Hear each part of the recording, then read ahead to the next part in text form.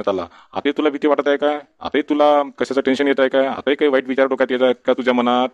हो ना डॉक्टर साहेब, आता मी तुमच्या दवाखान्यात आलो आता माझ्या डोक्यात वाईट वाईटच विचार येऊ राहिले. मला समजून नाही राहिलं की बा तुमचा एवढा मोठा दवाखाना तुम्ही बांधला, एवढ्या नर्साईला पगार देता, एवढे फॅन लाईट चालू राहतात.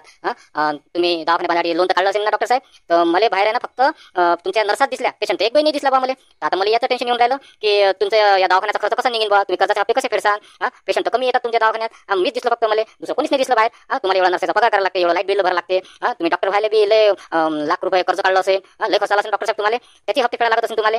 आता मग तुमचं कसं होईल? तुम्ही कसे कर्ज फेडाल? आणि या कर्जा टेन्शन मला असं वाटून राहिलं की पाना तुमचं टक्कल बी पडलं. आता तर तुम्ही कर्ज नाही फेडलं तर तुम्ही एक पागल व्हाल, नाही तर तुम्हाला हार्ट अटॅक येईन बा. मला आता याच टेन्शन येऊन राहिलं डॉक्टर साहेब. सहायच्या दलिंदरा निघतून बाण बोरा वाहण्याचा मला खरंच पागल करशील, नाही तर मला अटॅक आणशील तू. निघ दलिंदरा सहायच्यातून. कोण आहे रे तिकडे? या दलिंदराला पहिले दवाखान्यापासून 100 मीटर दूर निवड सोडून द्या लवकर.